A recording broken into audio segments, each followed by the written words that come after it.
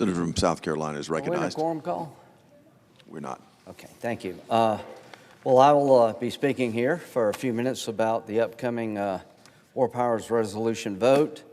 First, I'd like to introduce into the record a Wall Street Journal editorial about the War Powers Act, if I may.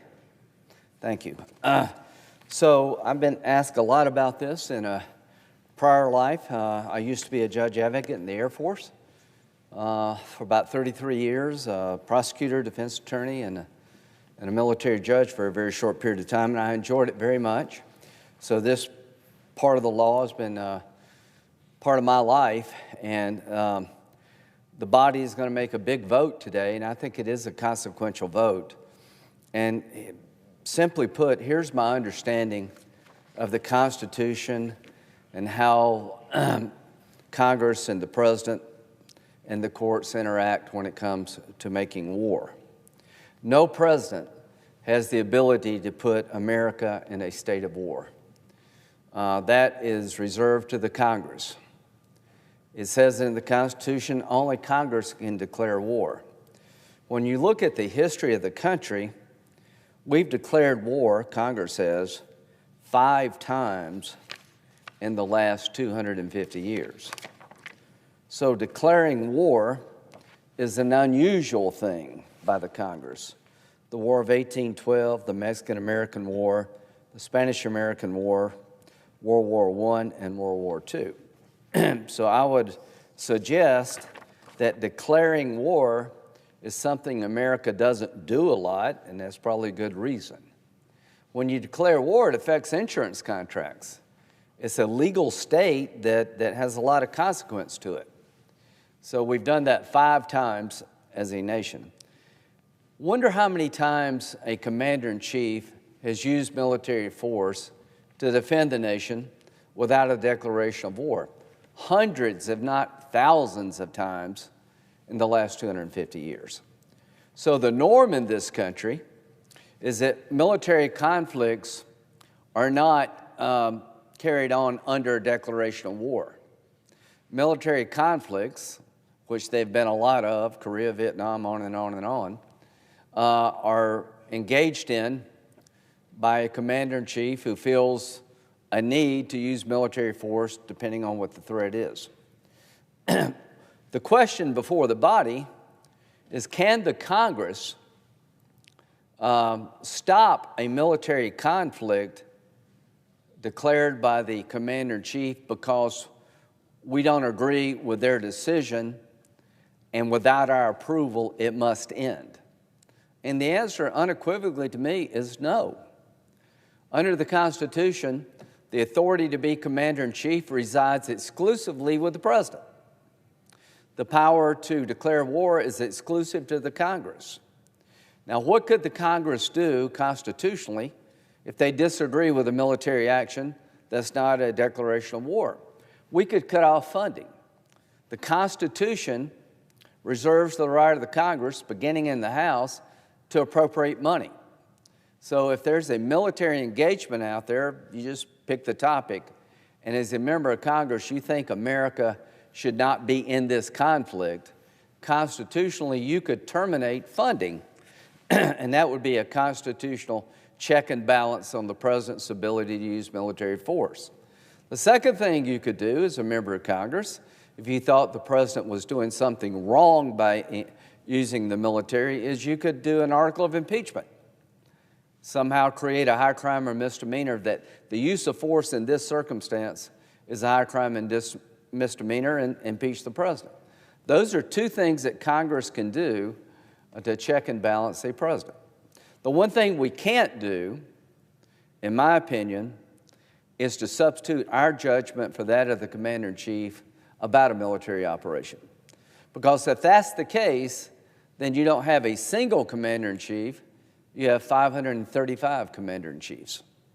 There's never been in the history of the country a termination of military activity based on the idea Congress did not approve it. There have been a lot of military operations authorized by Congress. There have been a lot of military operations not authorized by Congress. The question of the War Powers Act is what we're talking about.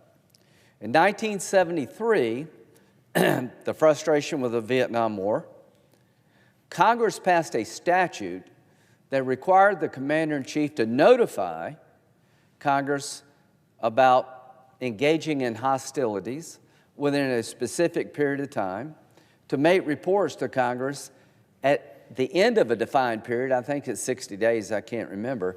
If Congress hasn't approved those hostilities, then they must be terminated.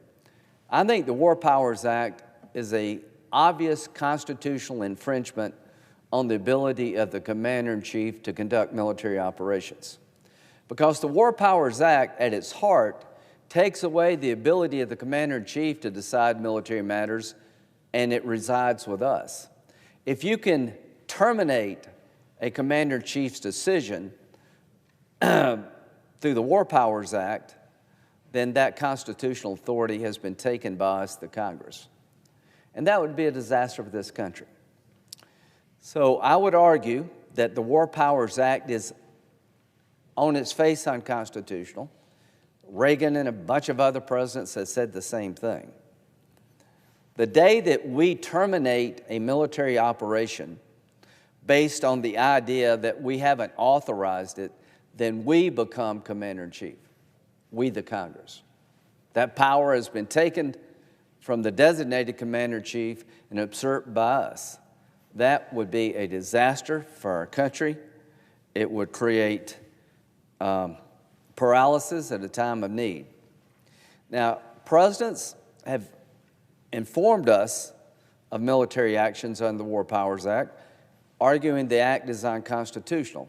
I would continue to do that if I were a commander-in-chief. I would inform the Congress.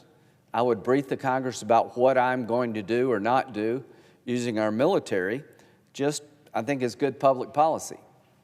But the vote we're going to take this afternoon is basically we're going to vote as the United States Senate to terminate actions taken by President Trump regarding drug cartels. And I think the day we do that, then we're saying to the world that really the commander-in-chief is the Congress, not the president. And if you don't like what President Trump's doing with drug boats and other activity in the Caribbean or anywhere else, you could pass a law saying no funds can be used for the purposes of these operations. And I've been told by my colleagues, well, that's hard. Well, it's meant to be hard. The president can veto any law we pass, and the only way we can override that veto is to get 2/3 of the body. It's meant to be hard. It requires us to find consensus. So to my colleagues, please do not be confused about this. Never in the history of our country has a Congress terminated a military action because they did not give permission to the commander-in-chief. Never in the history of the country has the Supreme Court ruled that the Congress has the power to terminate hostilities simply because they disagree with the president. Because today that becomes the norm, then you've taken the power of the commander-in-chief away from the president, you conferred it upon us. So this is a big vote. This is a consequential vote. And what I'm saying, I think, makes eminent sense. By making the commander-in-chief a single person, the president, sitting atop the military, you create a structure and order. If to get military action up and running and sustained, you had to have a vote of 535 people, it would be chaos. If you don't like what the president's doing, then again, the remedy is to use your constitutional tools as a member of Congress, which is funding, not replacing your judgment for that of the commander-in-chief. I've said that about Obama, Clinton, everybody. That's just my view. In 1989, President Bush, 41, used military force to take down Manuel Noriega, the leader of Panama, and he was indicted and put in American prison for being a drug lord, a drug kingpin. That was done without authorization of Congress. I think President Bush 41 was right to take Noriega down. We can't tolerate nation states in our backyard becoming narco-terrorist centers. And that takes us to Venezuela. The President Trump has decided that these drug boats being operated by narco-terrorists emanating from Venezuela are a national security threat to our nation. I think he's right in his assessment. All of these boats coming to our shores, headed for our shores, have drugs. And drugs are killing more Americans than any terrorist group out there. Fentanyl comes from China through Mexico. But cocaine production was up 85% over the last 4 years, and cocaine has destroyed a lot of lives in our country. So these drug boats are being interdicted by the military because President Trump believes that narco-terrorism is a national security threat to our country, and he is using the military in that endeavor, not law enforcement. I think he's right. Some people say, have the Coast Guard stop the boat. Well, the Coast Guard is military and is civilian. I like the idea that our commander-in-chief is telling narco-terrorist organizations, you're not only a foreign terrorist organization, but when you engage in threats to our country, a boat headed to America full of drugs, we're going to take you out. That's going to stop the flow of drugs. We've secured the border, but we now need to go to the networks that produce the products and distribute the products that eventually come to our shores and kill Americans. As to Venezuela, I would argue it's a narco-terrorist state. It is not a sovereign country in the sense of international law. That the leader of Venezuela, Maduro, is an indicted drug dealer with a $50 million bounty from the United States. That the recent election was stolen by Maduro. He's not a legitimate president under the laws of Venezuela, and he's not recognized as being legitimate by a multitude of international bodies. So I would say that Venezuela, in the hands of Maduro, is an existential threat to the people of the United States. That is a narco-terrorist state run by a drug kingpin that's used as a base of operations to send deadly drugs into our country, and it needs to stop. And whatever power that President Trump would like to use to stop that, I think he has the authority under the Constitution. And if we don't like it as Congress, we can defund the military operations. We can't replace our judgment for his. Finally, Maduro and Hezbollah have a long connection. The president of the presiding officer of the Senate is a great senator who understands national security. He's ambassador to Japan. He's been a great addition to this body. Hezbollah connections to Venezuela go way back. Hezbollah is a Mideast terrorist organization, Shiite, connected to Iran, that has a lot of American blood on its hands, 241 Marines killed at the end of a runway in Beirut in the 80s by Hezbollah. They're running out of money because President Trump has really isolated Iran, their benefactor. So now they're upping their game by associating with Maduro. Maduro now has a business relationship with Hezbollah at a level we haven't seen before. Funding this terrorist organization from narco-terrorist activity in Venezuela threatens America's interests in the Mideast. This is not a hypothetical connection, it is a real connection. So I am hoping that the body will understand that what President Trump is doing is not only lawful, but necessary. We have a drug caliphate in our backyard. We have Mexico, we have Colombia, we have Venezuela, and we have Cuba. These are all nations, some of them are allied with us, that have enormous drug problems, and they've lost their sovereignty in Mexico over parts of the country. But I'm focused on Venezuela. Venezuela truly is not a legitimate government under Maduro. He stole the election. He's an indicted drug dealer. It is not legitimate. It is a threat to the United States. So I'm glad to see that President Trump has put narco-terrorist drug organizations and countries that support them on notice that we will fight back to protect our people. And as these drug boats flow toward us, I think President Trump sees it as a killing machine. If a boat full of al-Qaeda guys were coming to the United States, what's the right answer? Blow them up before they get here. If you got a drug boat full of drugs run by narco-terrorists associated with Mideast terrorists, blow them up before they get here. But we got to do more than blow up the boat. We got to go to the problem on the land. Who loads the boats? Who makes the money off the boats? So I don't know where this is going in Venezuela, but I know this. President Trump has said that Maduro's days are numbered. They should be. What I like a lot about President Trump, he's a man of peace until he's not. He is seeking peace all over the planet. He stopped 8 conflicts. He will be the first one to tell you that. I like the idea of a president wanting to make peace, not war. But he's a man not to be trifled with. I think he has decided early on that narco-terrorism emanating from our backyard is not going to be tolerated any longer. There's a new game in town. You do this at your own risk. And I just want to let him know and the country know, not only do I think he has the legal authority, I think he's doing the right thing. You're saving a lot of lives by stopping this boat traffic from getting to our shores.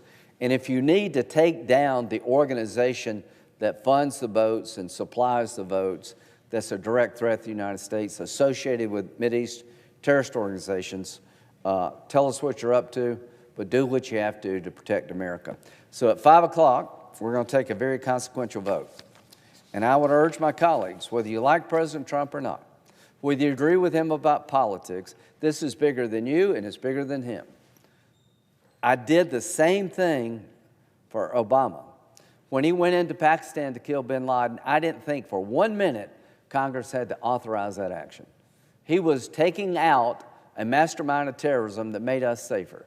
It was in a sovereign country called Pakistan that was no longer reliable when it came to policing bin Laden. I supported that operation because he had the legal authority and it was the right thing to do. I supported President Bush 41. I supported Reagan when he went into Grenada to take down building Cuban influence, where Cubans were beginning to have a footprint in Grenada that was adverse to our national security interests when Cuba was aligned with Russia and other bad actors. So we've had a policy of policing our backyard. But this vote, Senator Kaine is a good friend, we just see things different. He's saying in America there is really not a single commander-in-chief. He's saying in America you can't conduct hostile actions unless the Congress as a body approves it. What he's saying is what the Constitution rejects.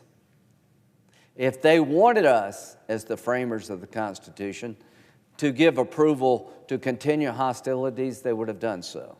They resided in us the power to declare war, and that's the power reserved us, but that doesn't mean the president can't use military force when necessary to protect our nation without a declaration of war. And the reason I know that's true, we've only declared war 5 times in 250 years, and we've had hundreds of military operations, some authorized, some not. So to my colleagues today, please understand this constitutional check and balance has served our country well for 250 years. We live in polarized times. Don't let your emotions drive you into doing something that would weaken our nation. I can't think of anything more critical to weakening our nation than to have Congress be the commander-in-chief. Us, 535 people, have a hard time deciding when to go to lunch. So I'm hoping that this resolution, well-intended, will be voted down, not because I like President Trump, because I believe the constitutional structure that was created a long time ago has served us well as a nation, and if we vote to change that structure, we will do great damage to our nation and our national security. So I would urge a no vote this afternoon. Thank you, Mr. President. I yield.